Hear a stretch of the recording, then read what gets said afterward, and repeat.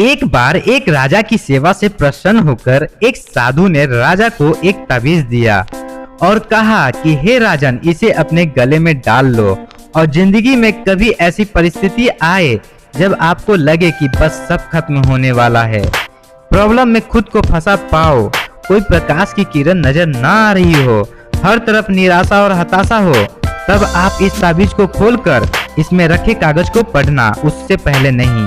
राजा ने वो ताबीज अपने गले में पहन लिया। एक समय की बात है, राजा अपने सैनिकों के साथ शिकार करने घने जंगल में गए। तभी एक शेर का पीछा करते करते राजा अपने सैनिकों से अलग हो गए और राजा दुश्मन की सीमा में प्रवेश कर गए।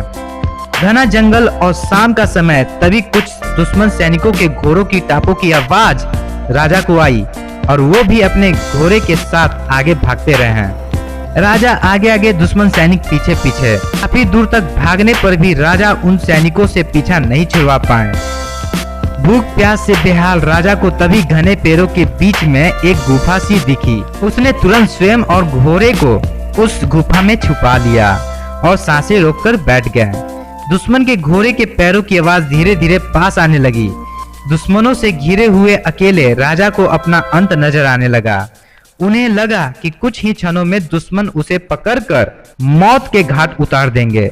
वो जिंदगी से निराश हो ही गए थे कि उनका हाथ अपने ताबीज पर गया और उसे साधु की बात याद आ गई। उसने तुरंत ताबीज को खोलकर कागज को बाहर निकाला और पढ़ा। उस पर्ची में लिखा था, यह भी कट जाएगा।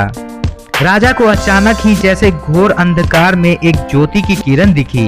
उन्हें अचानक अपनी आत्मा में एक अकथनीय शांति का अनुभव हुआ। उन्हें लगा कि यह सचमुच भयावह समय भी कट जाएगा। फिर मैं क्यों चिंतित हूँ, प्रभु और अपने पर विश्वास रख। उसने स्वयं से कहा कि हाँ, यह भी कट जाएगा। और हुआ भी यही। दुश्मन के घोड़ों के पैरों की आवाज पास आते आते दूर जाने लगी। कुछ समय बाद वहां शांति छा गई। राजा रात में गुफा से निकला और किसी तरह अपने राज्य में वापस आ गए। दोस्तों, यह कहानी सिर्फ किसी राजा का नहीं है, यह हम सबकी कहानी है। हम सभी परिस्थिति, काम, तनाव के दबाव में इतने जकड़ जाते हैं कि हमें कुछ सूझता ही नहीं है। हमारा डर हम पर हावी होने लगता है। कोई रास्ता, कोई समाधान दूर तक नजर नहीं आता। ऐसा लगने लगता है कि बस अब सब खत्म होने वाला है। अगर जब ऐसा हो तो 2 मिनट शांति से बैठिए, थोड़ी गहरी सांसें लीजिए, अपने प्रभु को याद कीजिए और स्वयं से जोर से कहिए, यह भी कट जाएगा। और आप देखिएगा, एकदम से अच्छा महसूस होने लगेगा और आप उस परिस्थिति से उभरने की शक्ति अपने अंदर महसूस करने लगेंगे।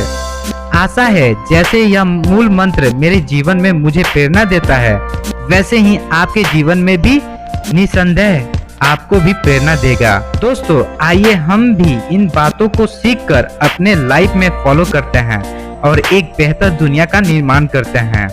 दोस्तों, मुझे उम्मीद है कि इस वीडियो से आप लोगों को कुछ नया सीखने को मिला होगा। तो इस स्टोरी को अपने दोस्तों और फैमिली के साथ ज्यादा से ज्यादा शेयर करें। कमेंट बॉक्स में कमेंट करके बताएं ये स्टोरी कैसी लगी।